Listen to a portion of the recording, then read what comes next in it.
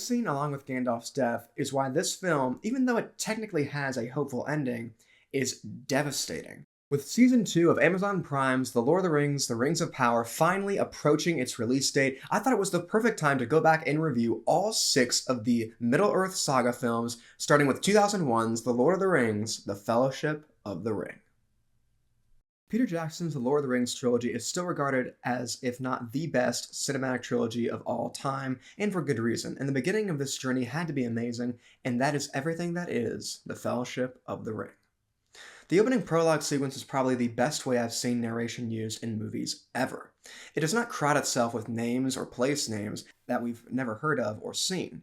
It shows us the main object of the trilogy, the main antagonist, and why the story is happening in the first place. It also summarizes what we know as The Hobbit in a matter of seconds and sets up the scenes of the Shire and us meeting Bilbo, Frodo, and of course Gandalf the Grey, who is played wonderfully by Sir Ian McKellen, who is, I believe, this film's best performance, which is saying a lot because all the actors in this film did an amazing job. The film does have to set up a lot of material for the next 2 films, but it does not let this slow itself down too much. The movie spends just the right amount of time showing the mundane lives of the hobbits before their supernatural enemies come hunting. All the while, Gandalf the Grey is out by himself finding out new information about the ring or getting betrayed by the second main antagonist of these movies, Saruman the White. The chase section of the film helps introduce the third main character of this trilogy, Aragorn, played by Viggo Mortensen, who despite being very reserved for much of this film, is still amazing as Strider. The Council of Elrond scene is one of those type of scenes in movies where it very easily could have been bogged down by a lot of exposition, but they found a way for it to work. We see that all these free peoples, despite hating the main villain, that doesn't mean that they're going to like each other, but they're able to put aside their differences when the seemingly insignificant member steps up to bear the ring. For the Fellowship themselves, they all get their moments in this film, especially once the main action sequences start. The larger chunk of this movie is famous for many reasons. The scenery of New Zealand serves as the perfect filming location for this journey. This is also where the film becomes truly a part of the fantasy genre, with us encountering several supernatural enemies, large and small, culminating in the final duel at the Bridge of Khazad-dûm with Durin's Bane, the Balrog, leading to Gandalf's fall and death.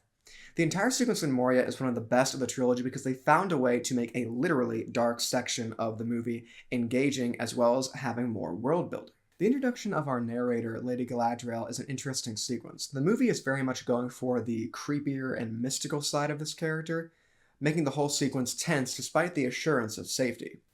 I'm not sure if I'm getting too picky, but I think they should have had just one little scene where Legolas and Frodo get to talk to each other because they only share one line in the whole trilogy, but they didn't necessarily have to have it.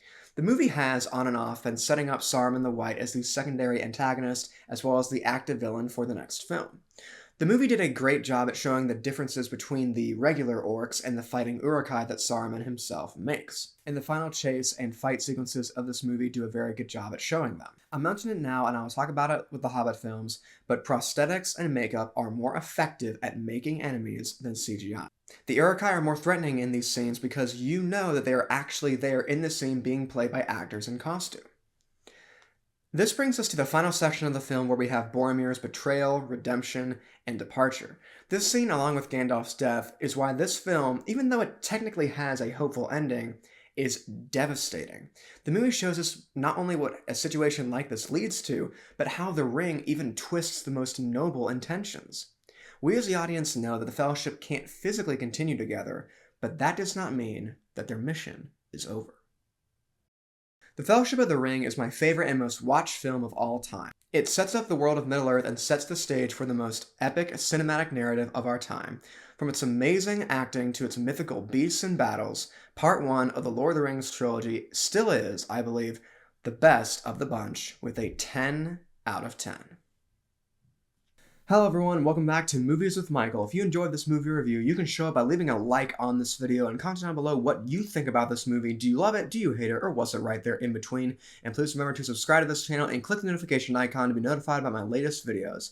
That's all for now, and I'll see you all next time.